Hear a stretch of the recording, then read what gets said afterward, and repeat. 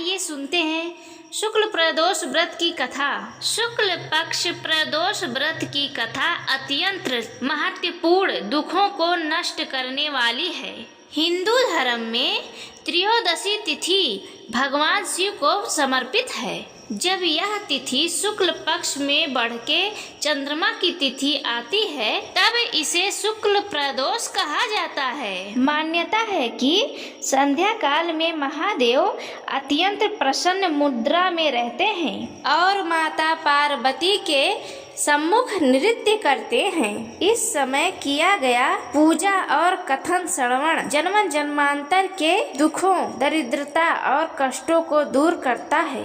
प्राचीन काल की बात है, एक नगर में एक अत्यंत धर्म का पालन करने वाली एक ब्राह्मणी रहती थी। उसके पति का देहांत अल्प आयु में हो गया था, जिसके कारण वह अत्यंत निर्धन हो गई थी। उसका एक छोटा पुत्र था जिसका पालन पोषण करना उसके लिए एक चुनौती बन गई थी।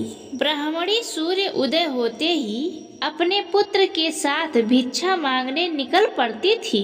दिन भर जो कुछ भी उसे भिक्षा में मिलता था उसी से वह अपना और अपने पुत्र का पेट भरती थी। वह भगवान शिव की परम भक्त थी और हर परिस्थिति में ओम नमः शिवाय का जाप करती थी। एक दिन जब वह भिक्षा मांग कर लौट रही थी तो उसने नदी किनारे एक अत्यंत तेजस्वी बालक को देखा। वह बालक अकेला बैठा रो रहा था। ब्राह्मणी ने दयावश उससे उसका परिचय पूछा। वह बालक विदुर देश का राजकुमार था। शत्रुओं ने उसके राज्य पर आक्रमण कर उसके पिता राजा को मार डाला था और उसकी माता की भी मृत्यु हो गई थी। बेचारा राजकुमार अपनी जान बचाकर जंगलों में भटक रहा था। ब्राह्मणी ने उस अनाथ राजकुमार को अपने पुत्र के समान माना और उसे अपने साथ अपने घर ले गई। अब वह दोनों बालकों का पालन पोषण भिक्षा मांग कर करने लगी। कुछ समय पश्चात उसके घर ऋषि सैंडिल पधारे।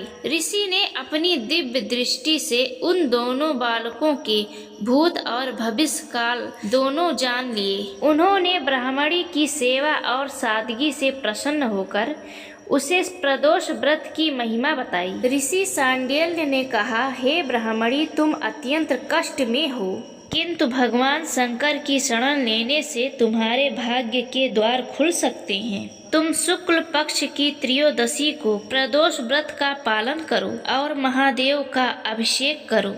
यह व्रत दरिद्रता को मिटाता है, ऐश्वर्य प्रदान करता है। ब्राह्मणी ने ऋषि की आज्ञा मांगकर पूरी श्रद्धा के साथ शुक्ल प्रदोष व्रत करना प्रारंभ किया। उसके साथ ही दोनों बालकों ने भी भगवान शिव की आराधना करना शुरू कर दिए। समय बीतता गया और दोनों बालक युवा हो गए।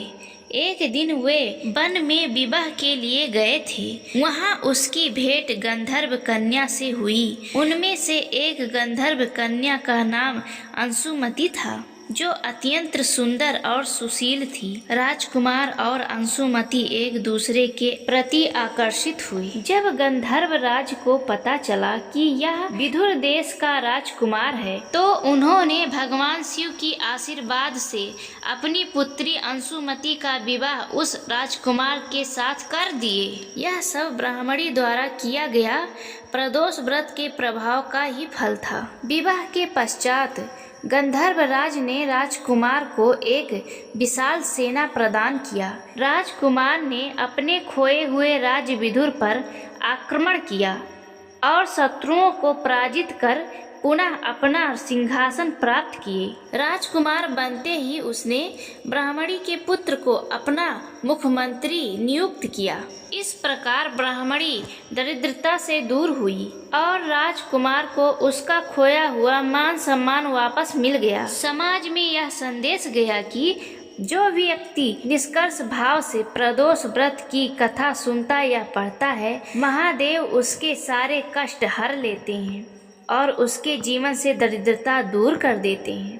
पुराणों के अनुसार सूर्य अस्त के बाद 3 मुहूर्त लगभग 1.5 से 2 घंटे को प्रदोष काल कहा जाता है। इस काल में भगवान शिव के कंठ में विष का प्रभाव शांत रहता है और वे प्रसन्न चित्त होकर कैलाश पर नृत्य करते हैं। इस समय सरस्वती जी बीड़ा बजाती हैं, ब्रह्मा जी ताल देते हैं, इंद्र जी बांसुरी बजाते हैं और साक्षात लक्ष्मी जी गायन करती हैं। समस्त देवी देवता महादेव के स्तुति में लीन होते हैं। इसलिए इस समय की गई प्रार्थना सीधे ईश्वर तक पहुँचती है। शुक्ल पक्ष का चंद्रमा जैसे जैसे बढ़ता है वैसे ही जातकों की सुख समृद्धि और वैभव बढ़ती है। जैसे कि राजकुमार की कथा से स्पष्ट है, यह व्रत कोर्ट कचहरी और शत्रुओं पर विजयी दिलाती है। ब्रह्मचर्य का पालन करते हुए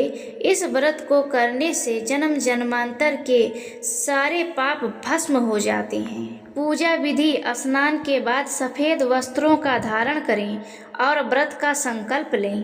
निराजल रहें या फल का सेवन करें।